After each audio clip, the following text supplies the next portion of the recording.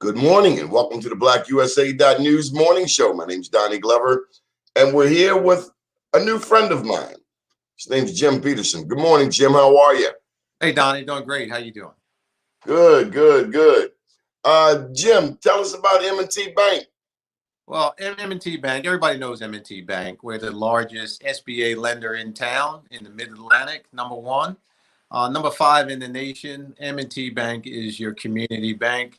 We build our reputation on our relationships. As many people know, I'm a former business owner, always banked with M&T, worked with M&T as a partner when I worked for the city of Baltimore, and now I'm happy to be an M&T employee, still out here in these streets helping folks. Okay, and who do you have with you today, Jim? Today we have Crystal Starvis. Crystal is from the Weaver organization, and Crystal's going to talk to us about the Weaver Awards program. Thanks, Jim. And thanks, Donnie, for having me. Yeah, so Weave, the Social Fabric Project, is a program out of the Aspen Institute. The Aspen Institute is a 70-plus-year-old organization focused on leadership, and we drive action through dialogue. And so with the Weave program, we're really focused on social trust in the country. We believe that's one of the foundational issues that we need to solve for in order to solve for any of the other things. We can't fix our country's major crises, which we have many, without being able to engage in trusting relationships with one another. And so just for a second, Crystal, you're talking kind of fast. Let's slow down. Are you saying that the major problem, because I understand code and language, are you saying that the major problem in America, racism, is what you are addressing?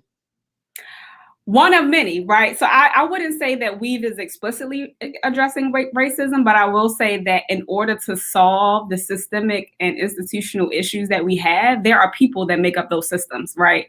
And if we don't trust one another from one person to the next, we're never going to move the needle on any of these major systemic issues. I can't trust nobody that wants to put me in chains or wants to put a noose around my neck or a knee on my neck. No, I cannot trust that.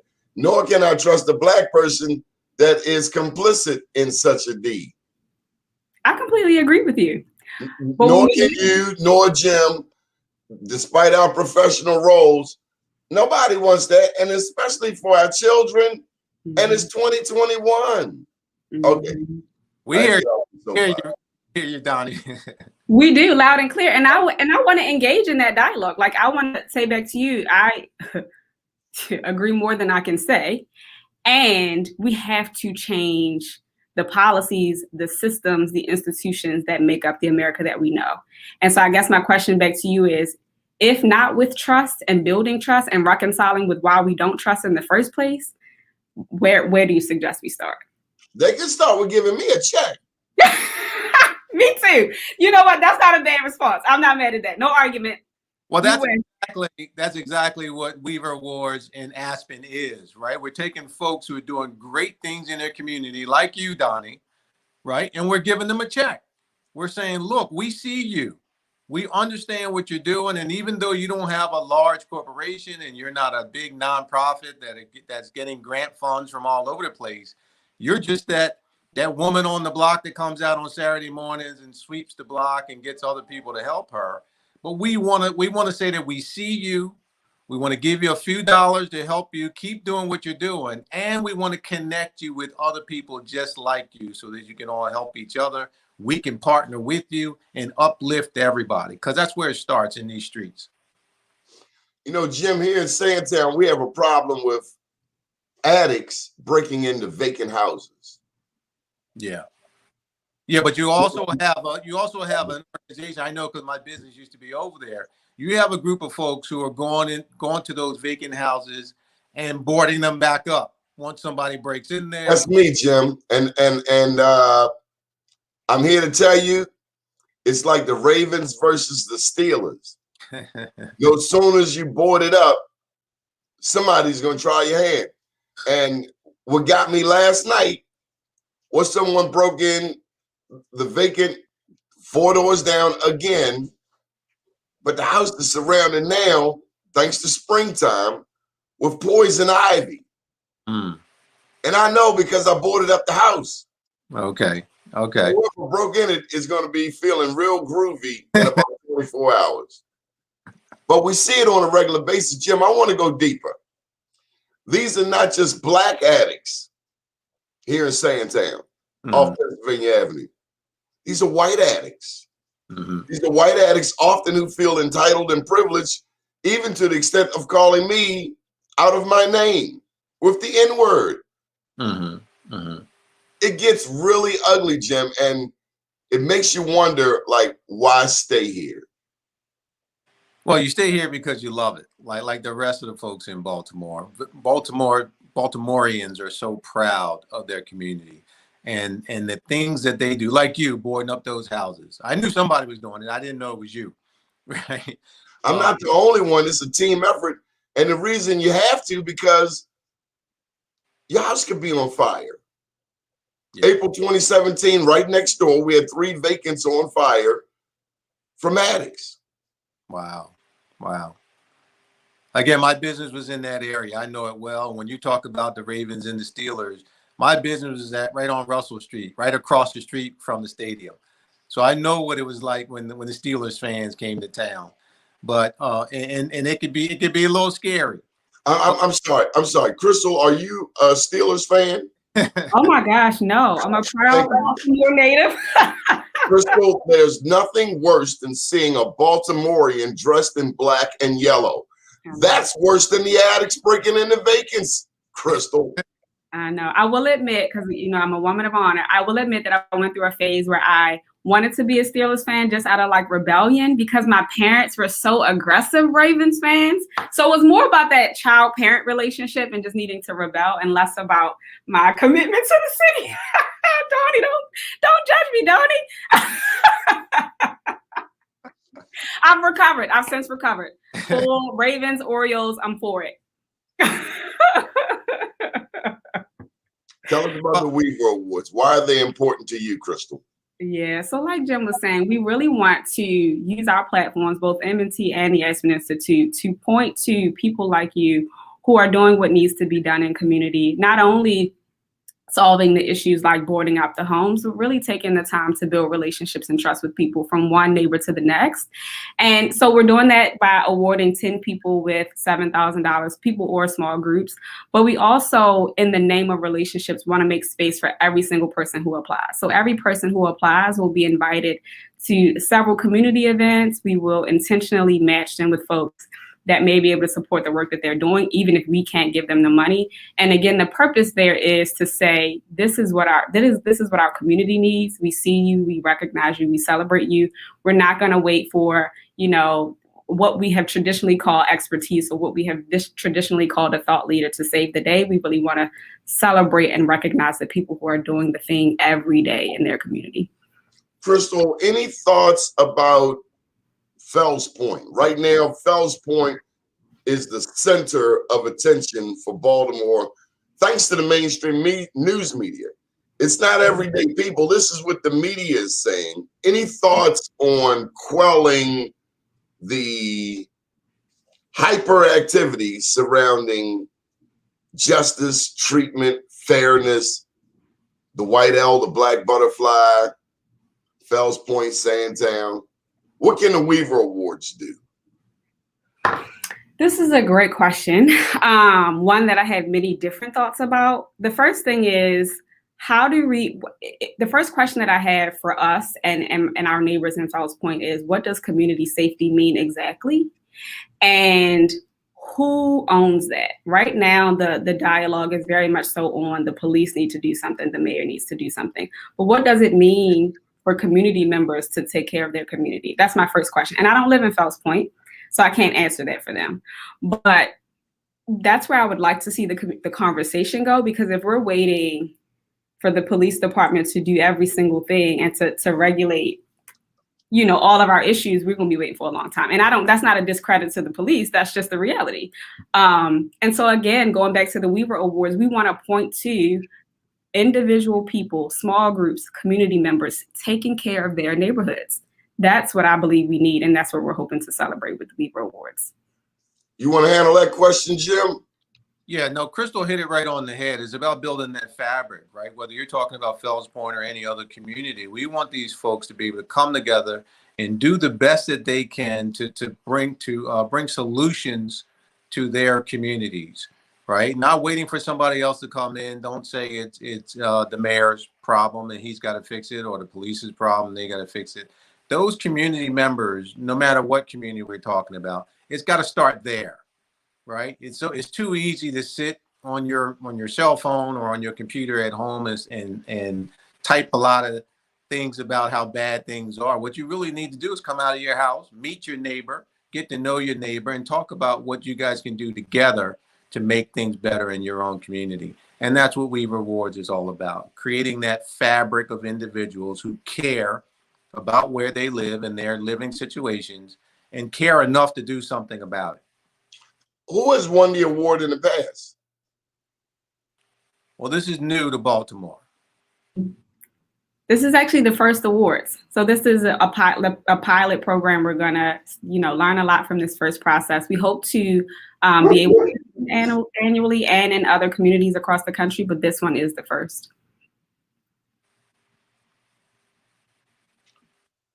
Can you tell me what inspired the awards? Yeah, so really it's a direct response to what we heard from Weaver. So when Weave launched as a program in 2018, we spent a lot of time on the road going to different communities and listening into what people felt was most important in their community and why they were showing up for that. And then our question to them was like, okay, great. Well, how do we support you? And the number one response is always, we need resources. We need resources to do what we need to do. And so we said, okay, well, how do we do that? And so the awards is our first take on how we get resources directly to the people. Well, who is Weaver? Who's a Weaver? Someone who is showing up for relationships and building trust. So that could take a lot of different shapes. It could be someone like you who is boarding up about abandoned homes. It could be someone who is creating space for the houseless to get a meal or to be in relationship with their community. It could be someone who's organizing beautification projects, someone who's helping, someone who's returning from incarceration to get their resume intact to get back to work. It can take a lot of different shapes. But what those folks will have in common is relationships at the core. They won't be just checking a box and sending people about their day. They will really be centering, who are you? What's behind your story? How can I be of support to you? How did you come to be my neighbor? And how do we stay in communities together? Help me out, Jim. Why do you want to push this program? Well, as everybody knows, M&T is one of the region's largest corporate philanthropists, contributing $3.5 million annually to more than 200 nonprofit organizations, right? It's what we do. So when we found out about the Weaver program in the Aspen Institute, somebody that's highly regarded, we just thought that it was a great program for us to partner with. It gives us an opportunity to get down into these communities, which is what we've always done. And we just thought it was a great program to work with. And who wouldn't want to work with Crystal? How about that? That's a good answer, Jim. Why'd you choose M&T, Crystal? So similarly, the Institute is an international organization, but Weave as a program is really focused on local work. And to do that, we were very clear that we as a national organization can't do that alone. We need to partner with folks who are local, and M&T has been in Baltimore and contributing to Baltimore for a very long time, not to mention the very clear values alignment, right? So Jim said earlier that they're a community bank and we're focused on community. And so it felt like a natural fit. Jim, one of your fans is hovering above us, Tamara. Okay. All right. Hey, Tamara. Jim, what does the city of Baltimore need? Well, the city of Baltimore just needs more people like the ones we're looking for right now, right? We're asking people. I know everybody out there listening knows somebody who's doing some great things in the city. We're just trying to uplift them, but not just uplift them, but hopefully some other folks will come along and say, look, I can do that too. Right. These are the superheroes in our communities that usually don't get any publicity. They go about doing their things on a daily basis. Like I said, they come out and they're sweeping the They're sweeping the streets. They're watching people's kids. They're cleaning up Druid Hill Park. You know, doing those things without any fanfare and no media, and just doing what they feel needs to be done.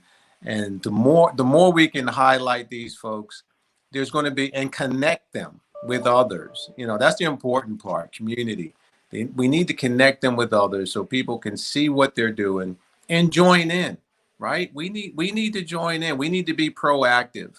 One of the bad parts about this pandemic is it allowed us all to sit in our houses and comment on the way things should be. But we need to be active. We need to get out in the streets and start making some things happen. We need to be the change that we all hope and dream for. Crystal, are you in other cities? Not with the Weaver Awards, no. So Baltimore is the first for Weaver Awards. Okay. Is there anything else you want to share about the Weaver Awards that we should know? Yeah, absolutely. So I'll say that the application is extremely brief. It's not meant to be super complicated. There are 3 or 4 open-ended questions. Some folks have completed it in as short as 15 minutes. Others have taken a little longer. It's up to the person. But very brief. You can find it online at awards.weareweavers.org. If there is any, that we know there are some who are like, I can't fool with this technology. If you have any questions or need any support with the application, you can reach us on email at weaverawards@aspeninsp.org. And we're happy to walk you through it. We're happy to support you in completing the application. The application's closed July 2nd, so get it in soon. You have 2 weeks left. And if you feel like the person isn't you, but you know someone who is that weaver, share it with them, let them know. We really want to get these resources to the people who have not been recognized. Yeah, and they can, and if they need more information, or if they missed something in this presentation, or if somebody said, hey, I heard them saying something about weavers, you can go into any M&T branch around town, and somebody in there ought to be able to share with you how you can either submit somebody else for the award or submit yourself for the award by going online at the website that Crystal gave out. Oh, you're still on mute, Donnie. I have a German Shepherd who's video bombing. Jim, why did you choose M&T? Well, again, as a business owner, I've always banked with M&T. Well, at least since 2003. I was with All First, M&T, bought out All First, and I've been with them ever since. And when I was with the city, they were a great bank for me as a business owner, first of all, because I always had a designated business person that I can call on when I had issues to talk about. And then when I went to work for the city, I worked for the Small Business Resource Center with Paul Taylor. I'm sure you know Paul Taylor, Donnie. So while I was working over there and I needed a business partner to get some of the things done that we needed done, we needed a financial partner. M&T was right there. You know, they were always there supporting whatever we wanted to do. We did pitch programs and entrepreneurial startup programs and all kinds of workshops. And M&T was always right there to fund what we needed to get done. And, when an opportunity arose for me to join M&T, it was a no-brainer. Crystal, Jim, how do we get to our young people? A lot of times our young people are not getting involved with banking until they go off to college and somebody sends them a credit card in the mail.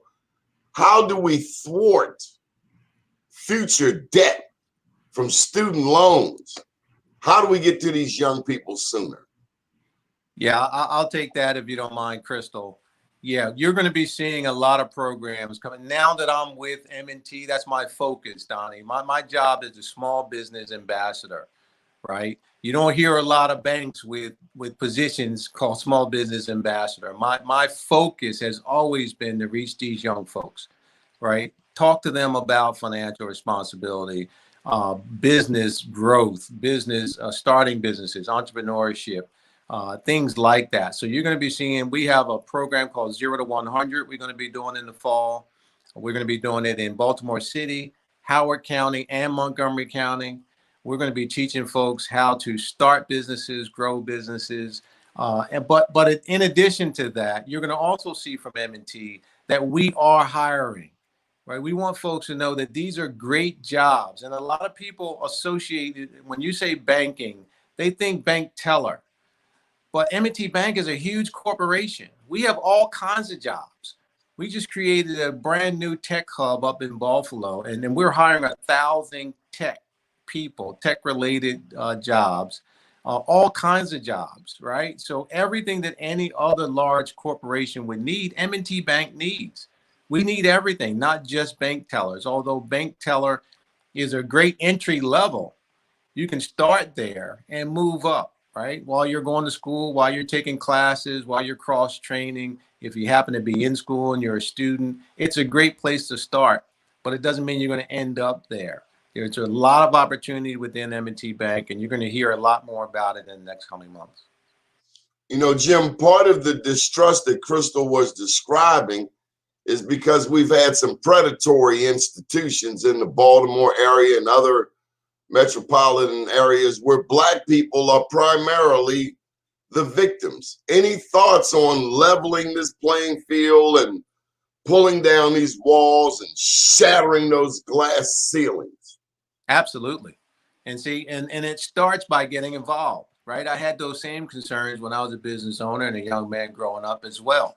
But the way you solve those issues is get in the game. Right now, I'm on the team. Right? Become a part of the solution and not just playing the victim. Right. So if you want to change things, you got to get involved. So if you think that those financial institutions aren't treating you well, or people who look like you, then join those institutions. Try to move up in those institutions so that one day you're the decision maker and you're deciding how people are being treated. Well, I want to join the Greater Baltimore Committee, and I want to change the way they do business. I don't see enough of us being beneficiaries of the policies of the Greater Baltimore Committee. Any suggestions? Just keep making your voice heard, Donnie. We hear you. Let me ask you this. We have an election coming up. Does M&T get involved in elections? No, you're not going to get me with that, Donnie. You are not going to get me with the politics. Not today. Okay. Well, what else can we talk about, Crystal? You know, I think we've covered it. The bottom line for me is, how do we get resources and support to the people in community who are addressing the plethora of things that we mentioned here? When you asked about, how do we reach the young people, the first thing that came to mind to me is meet them wherever they are. And that is in many different places. Sometimes we talk about young people like a monolith, like they're all doing one thing, and that's far from true.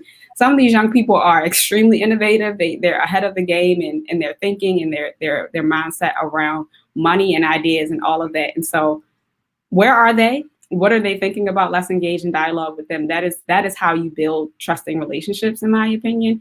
And there are plenty of people in Baltimore who are doing that. So again, how do we get resources to them? How do we wrap our arms around the work that they're doing and really celebrate it as a model for what we want community to look like? Can you imagine if, the Baltimore and the United States was just filled with weavers, just filled with people who were constantly thinking about, how do I show up to take care of my community?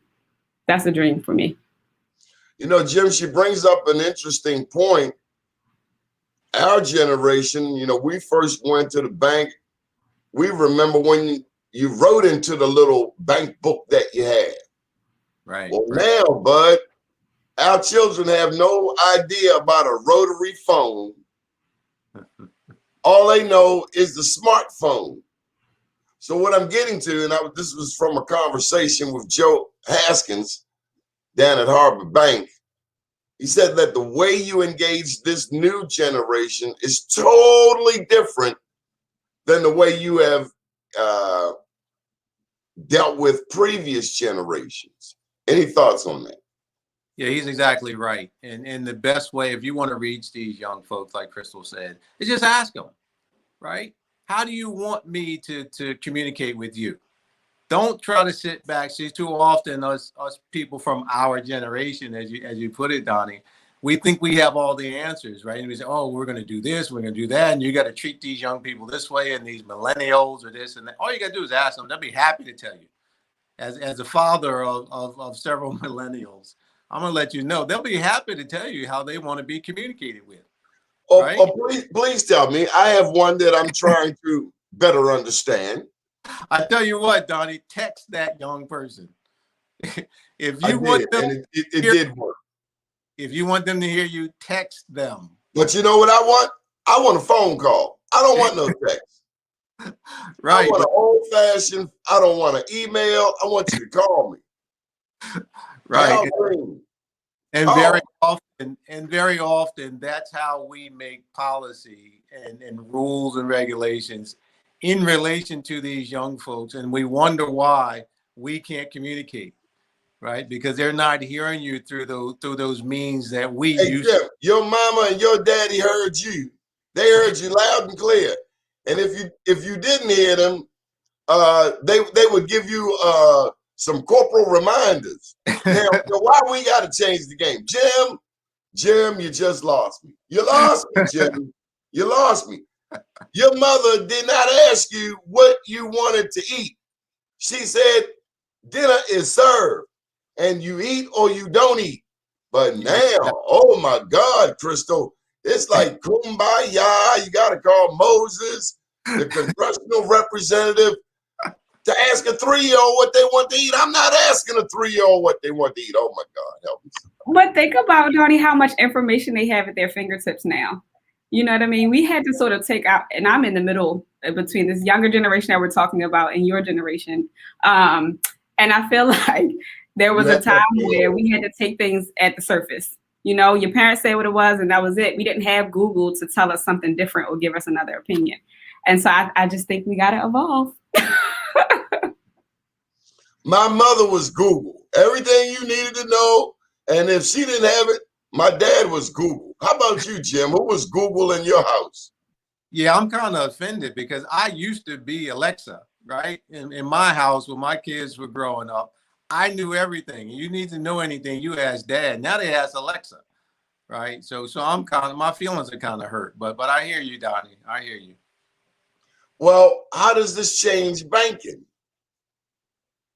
Well, again, we just have to listen. You know, my job is to be out here doing shows like yours, talking to these individuals, whether it's with young folks or older folks, and hearing how they want to be communicated to, you know, what their needs are. And then it's our job to go back and bring products that's going to help people get where they're trying to go, whether that's, funding for housing, whether that's getting a mortgage, whether it's just business training classes. I do classes all the time, doing one at 12 o'clock. If anybody's interested in business model canvases, I'm gonna be doing a program at 12 o'clock today at lunchtime. So these are the things that we're doing, just trying to bring people what they need.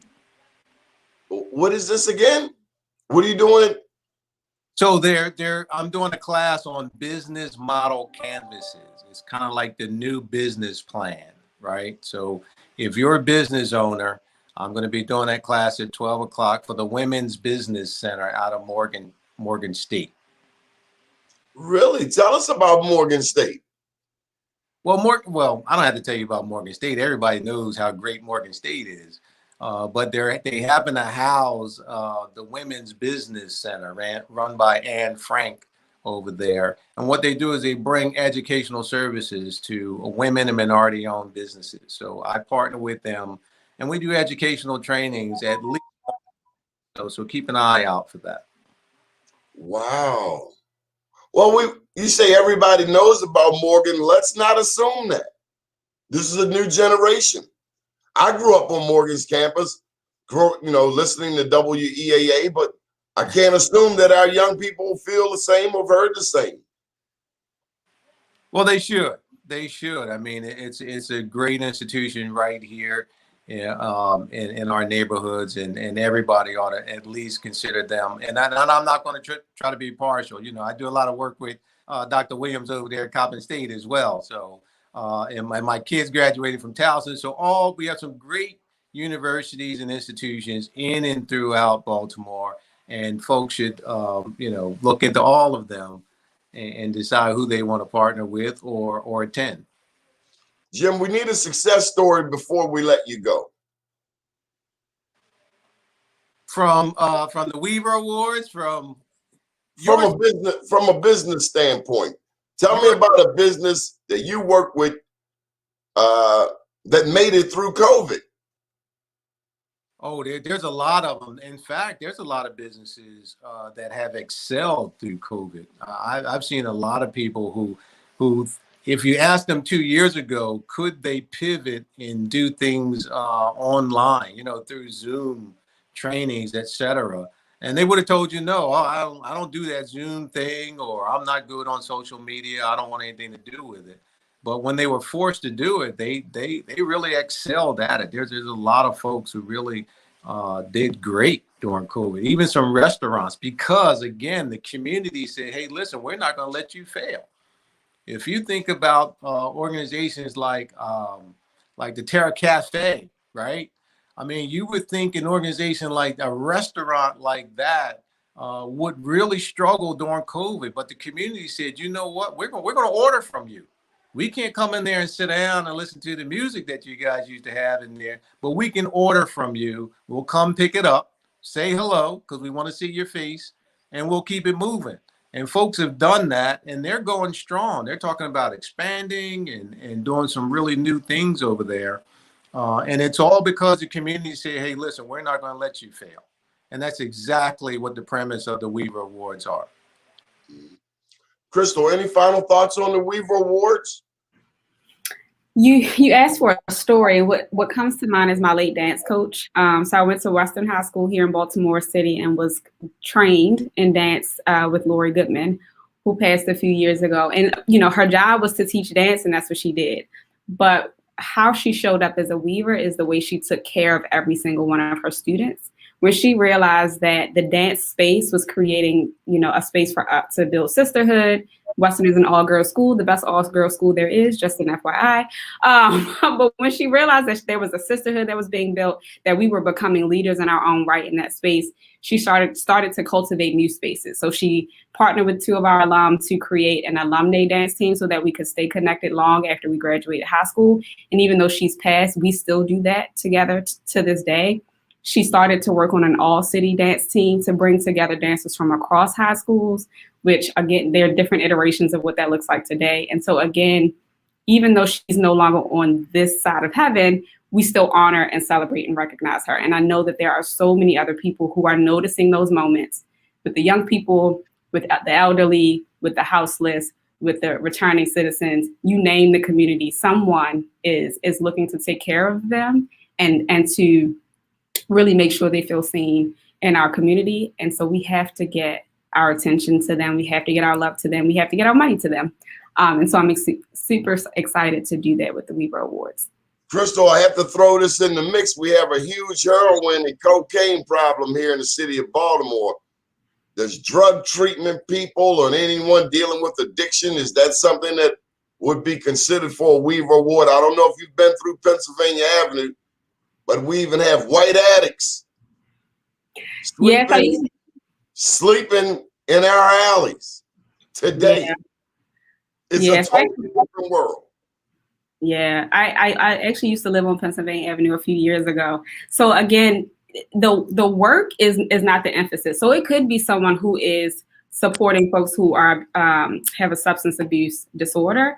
What will stand out for us that makes them a weaver is how they're building relationships, either with the people that they are supporting, with other folks in the network to make sure that they're getting quality care to each of these folks. So yes, that is free reign. But again, the emphasis is definitely on that relationships piece. How are they using relationships to serve? Well, I got to expand the conversation. If you want to know who I think is an award,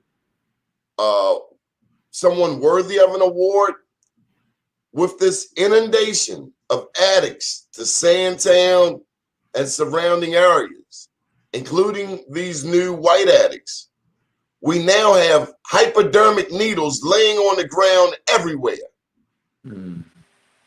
There's a man cleaning up over the Avenue Market. I said to him a couple of days, be careful, watch the needles. So you got children that live in the same neighborhood. Sometimes kids come outside without the shoes on. Mm. Needles here, kids there. I mean, they deal with the same thing in Harlem. We've had people on the show talking about the changes that are happening in New York City and other places. But I'm just saying the Weaver Award, I just want you to know that it's ugly. And these relationships you're talking about are happening in spaces we wouldn't previously be talking about. Mm-hmm. I never imagined spending part of my day boarding up houses, picking up needles. But this is the reality. And it doesn't matter if the person in the alley is black, white, or Asian, or Latino.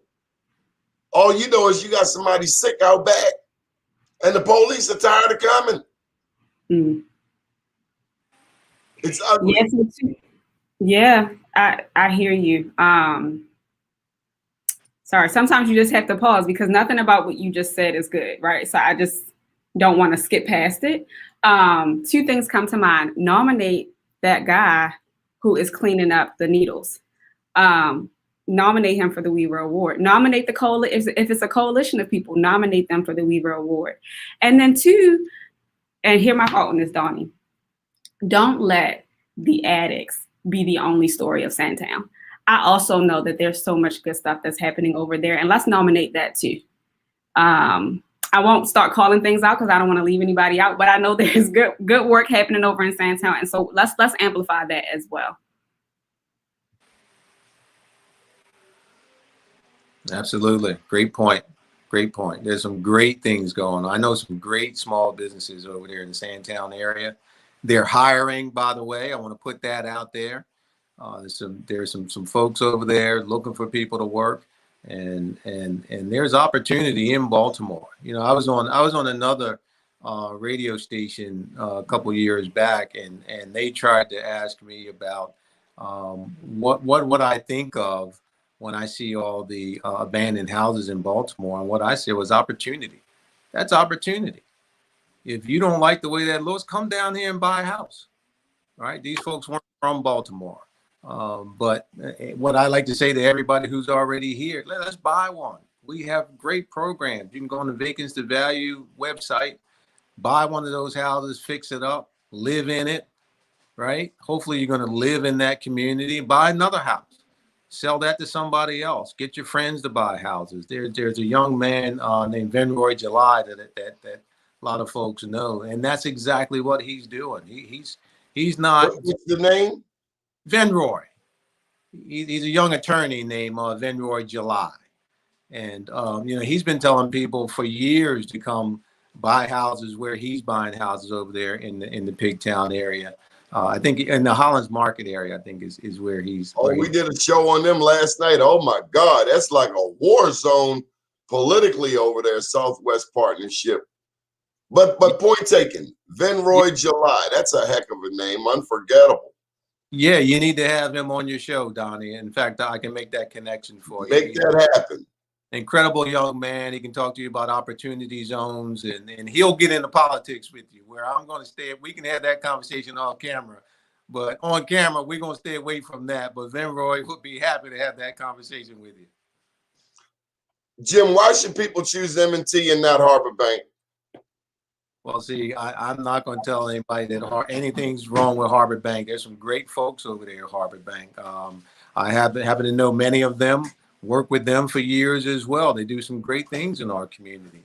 I just like to say for M&T Bank is that we listen and we care, right? And I've always seen that in M&T Bank as a business owner, they were there for me.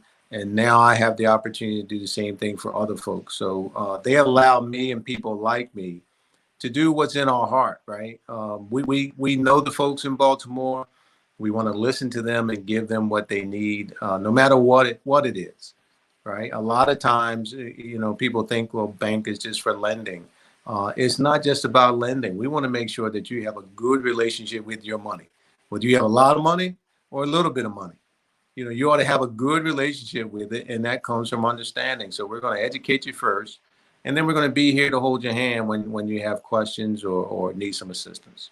Now, Jim, you talked about the young generation, and while we only have a few minutes left, I got to ask you, they don't bank the way we do. As a matter of fact, they're telling me about Dogecoin, Bitcoin, cryptocurrency, and all of these strange terms that people my age have no idea about.